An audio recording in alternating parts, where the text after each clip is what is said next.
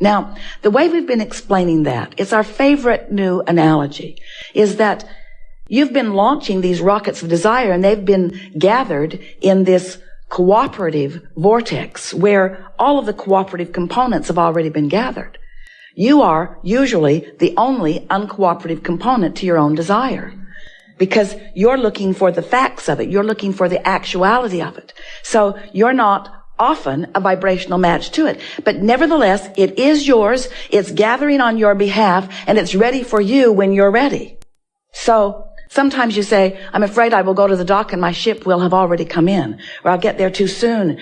I'll leave before it gets there. And we say, there's another and another and another and another and another, because the universe and law of attraction are always orchestrating yet another path of least resistance for you to close that gap between what you've identified that you want and the full realization of it, you see. So when we have conversations like this, it helps you to understand that your singular work is just your readiness to allow that gap to be closed. Your readiness to allow you to be inspired to the thought, word, and action that not only closes the gap that gets you to where you want to be, but gives you a really fun unfolding of life along the way. Really, if you could right now get to everything you think you want in one big rush, first you'd have a nervous breakdown. Because there would be more for you to contemplate and tend to than you have the capability of doing. And next, all the fun would be over like that. You'd be there, done. And then what? And then what, really? We know you think we're trying to talk you out of manifestations. We're not. We're not trying to talk you out of the full realization of everything you want. But we're trying to talk you into fun on the way to them, because it's the fun on the way to them that is the majority of what you are always going to be about. You came into this life to be inspired to something that you have not yet realized, so that you could have the fun of following your guidance into the realization of it. And all of that is fun. Every bit of that is fun if you're not beating the drum of doubt and the drum of lack. It's really fun. Don't you love that fresh feeling of wanting something? Unless you've already wrestled it to the ground and killed it by saying, well, I want it, but I don't have it, and I want it, but I've never have it, and I want it, but I hardly know anybody that has it, and I want it, but I'm tired of wanting it and not having it, and I want it, but I don't think I'm going to get there anytime soon, and I want it, but it's really lonely without it, and I want it, but I can't afford it, and I want it, but I don't have the, but, and as you argue for your limitations, you hold yourself in chronic disallowance of it, and then you come to the wrong conclusion that this feeling that you have that feels uncomfortable is because you don't yet have the manifestation of it. And that's not why you feel disappointed.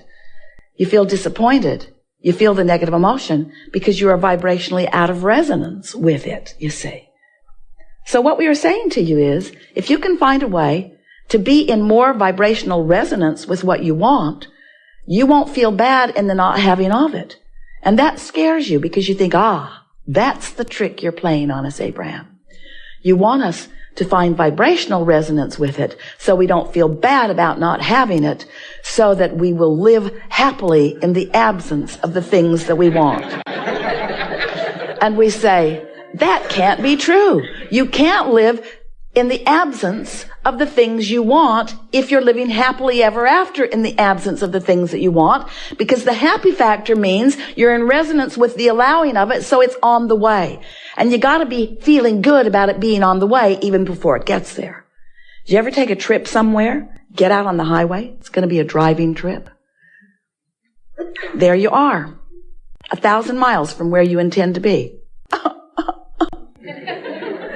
This is awful. This is just awful being way over here, away from where I want to be. You say to the airline flight attendant, this sucks. I'm still in the airspace over my city. The flight attendant would say, it won't be long. Well, it'll be too long for me. I believe in instant manifestation. I don't want there to be any journey to anything. I just want it boom, want it boom, want it boom. And we say, take all the fun out of life. If you could do that, don't worry, you can't. You cannot close that gap to nothing, because the fun is in the bringing yourself into vibrational resonance with what you want. And in the process, you're going to keep refining it and refining it and refining it and refining it so that we can happily announce to you, you're never going to get it done. And we want that to be a good thing to you, not a bad thing. I'm never going to get it done. Kill me now. I'm tired. And we say, you're only tired because you're in resistance. If you weren't in resistance, you wouldn't be tired. Well, now we've told you everything we know. And we think that you have been listening to us long enough that you're up to speed with what we just said, yes? You create your own reality. You're a vibrational being. You're emitting a signal all the time. Your signal equals your point of attraction. So we tell you about this vortex where the vibrational version of what you want and who you really are resides. But there's not just this vibrational version. There's this me standing in my physical body, real time, real space, reality version of me, right here, right now. See it, hear it, smell it, taste it, touch it version of me. And I'm standing here, and you can tell me all you want, Abraham, that what I really want and who I really am is over there in some nebulous mist. But I want that to come over here where I am. I don't want it to just be an idea. I want it to be something that I can experience with all that I am physically, and that others could even witness if they were looking in my direction. And we say, so now we're talking about you in your body, your right here, right now, point of attraction. And you want what's in your vortex to come to where you are, and we do too. So we've been calling where you are your grid. It's the unfulfilled, not yet filled in with all of the details version of you, sort of like the framework of a house. It's this grid version of you that will flesh in, that will fill in with all of the details. So here you stand in this point of attraction because you're emanated in signal. So the vortex and all that you've asked for, that source energy part of you, it's vibrating up here in this very high frequency, in this non-resisted, pure, positive energy frequency. But if you're in disappointment, your frequencies are very far apart. So what's in your vortex is not going to flow in where you are. So we want you to understand that your grid can be at any place along that emotional scale that you've heard us talking about. You could have a grid that's in depression.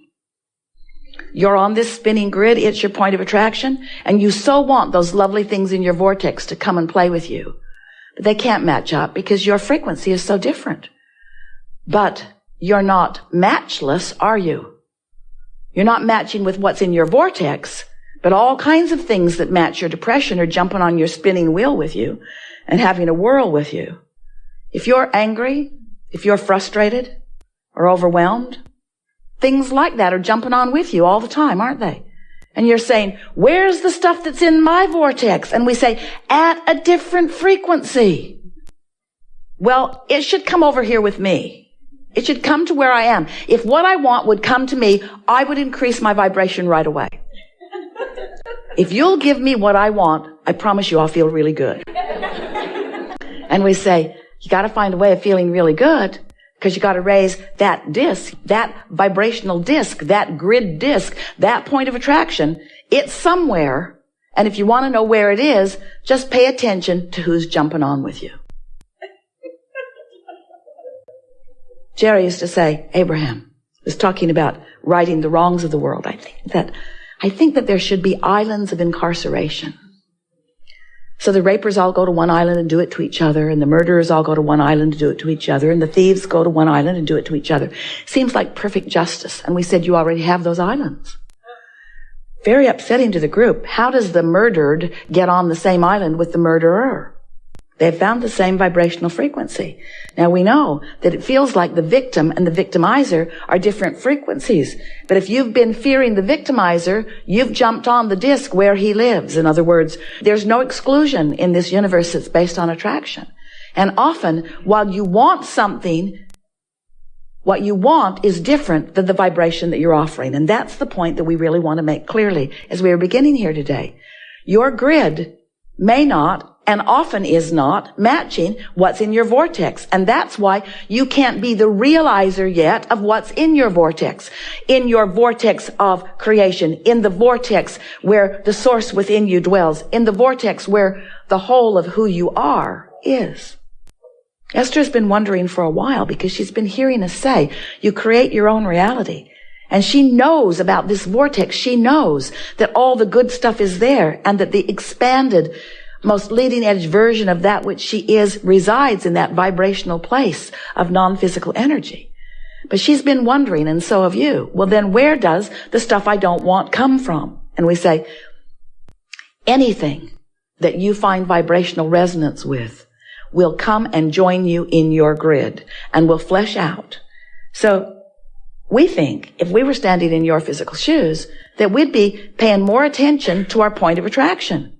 In fact, we would let it be the only thing that mattered.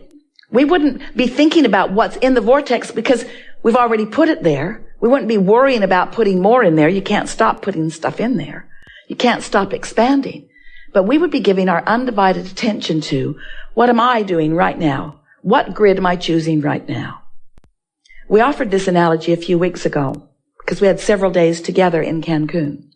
And it erupted from a series of questions. And it is such a good analogy to help you to understand that you are offering these vibrations and that you are establishing, without knowing it, a vibrational platform or grid or point of attraction that is filling in. And that you have control over what fills in, not once the momentum of it begins, but before the momentum of it begins. Because when you give your attention to something for as little as 17 seconds, momentum begins. And now another thought like it is going to join it, and another and another and another. And once you cross that 68-second point, you've got a pretty strong point of attraction going on that makes you feel like you want to create your own reality, but that you can't control it. But the reason that you often believe that you cannot control your own reality is because you're not tending to your vibrational frequencies in the beginning of the day when you're fresh and clear. You often just let life occur to you, and whatever happened sort of establishes the grid you're on. And then being on that grid, the momentum gathers, and then you come to a gathering like this where we say you create your own reality, and you say, well, maybe I do, but it doesn't feel like I'm creating my own reality. It feels like reality is creating me. It doesn't feel like I'm thinking my own thoughts. It feels like the thoughts are thinking me. And we say, that's because you're not jumping in and paying attention until there's momentum already established. You want to get out ahead of the manifestation. You want to get out ahead of the momentum. You want to choose the disc that you get on and practice staying there. When you find yourself flying high and feeling good, milk it longer until you've established more of a pattern. And it is our promise to you. In time, you will be at this grid frequency, at this high-flying, good-feeling grid frequency often enough that when you dip into a lower one, and you will because stuff happens. You're not blind, you're not deaf, you're not oblivious to what's going on in life. You're watching television. You're talking to your friends. You're aware of what's happening. All kinds of things are going to place you momentarily, temporarily, maybe even for a longer time than you want to, on these lower discs that are going to fill in with more evidence of where you are. That's all just fine. But every chance you get, if you're meditating, if you're making lists of positive aspects, if you're rampaging in appreciation, if you're watching for the things that feel good more and more, you will establish more of a chronic vibrational frequency in that higher frequency so that more of what's in your vortex will begin to fill in, and you will begin to feel two wonderful things. Empowerment, self-empowerment. Because you're in control of your vibration, therefore you're in control of your point of attraction, therefore you're in control of which disc you're on, therefore you're in control of what jumps on with you. Empowerment and a feeling of worthiness. And we so want you to have those experiences, those emotions that go so tightly together, because you tend to not tend to your frequency, and then stuff happens that you don't like, and then you make such a wrong assumption that someone has deemed you inappropriate and now is giving you stuff you don't want as punishment for your inappropriateness. And there's nothing like that going on. It's that you've simply chosen a frequency that won't let on what you do want and does let on what you don't want. That's all.